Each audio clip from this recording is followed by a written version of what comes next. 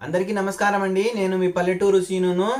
ఈరోజు అంశం ఏమిటంటే, మోంతా తుఫాను ఏ విధంగా అయితే తన ప్రయాణాన్ని కొనసాగించిందో, అక్టోబర్ నెల ఏ విధంగా అయితే ముగిసిందో, అదే తరహాలోనే సేనియర్ తుఫాను యొక్క ప్రయాణం కూడా కొనసాగుతోంది.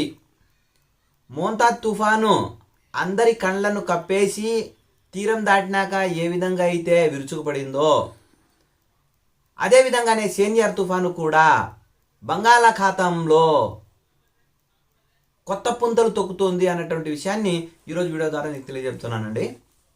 మామూలుగా అయితే బంగాళాఖాతంలో ఏర్పడినటువంటి సేనియర్ తుఫాను తీరం వైపుకు రావాలని తహతలాడుతోంది. హిమాలయాల నుంచి వచ్చేటటువంటి పొడిగాలులు ఈ సేనియర్ తుఫాన్ను నెట్టివేయబడుతోంది.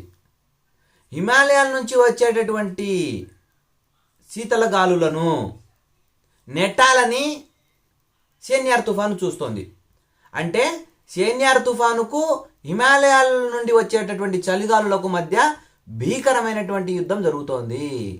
అందుకే సేనియర్ తుఫాను తీరం వైపుకు రావడానికి చాలా కష్టం అవుతోంది.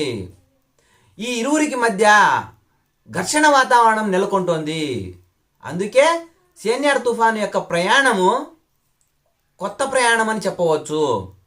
మామూలుగా నవంబర్లో ఏర్పడేటటువంటి తుఫాన్లన్నీ కూడా ఎవ్వరికీ కూడా అంతు చిక్కకుండా పోతాయి. అనుకున్నది ఒక్కటి, అయినది ఒక్కటి, బోల్తా కొట్టిందిలే బుల్బుల్ పిట్ట అన్న విధంగా మన మోంతా తుఫాను కూడా అనుకున్న చోట కాకినాడ దగ్గర అందరూ తీరాన్ని దాటుతారన్నారు. కానీ ఎక్కడో ఓడల రేవు దగ్గర పోయి తీరాన్ని దాటింది.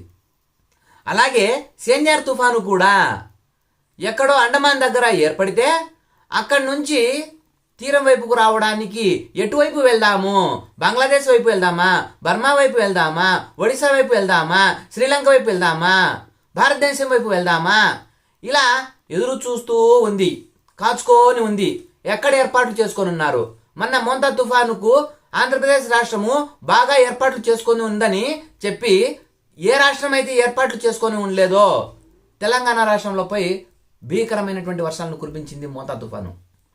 కానీ అదే తరహాలోనే ఆంధ్రప్రదేశ్ రాష్ట్రం ఏర్పాట్లు బాగా చేసుకుంటుంది అనేమో ఇక్కడికి రాకోకుండా బర్మా వైపు, ఒడిశా వైపు, బంగ్లాదేశ్ వైపు చూస్తోంది.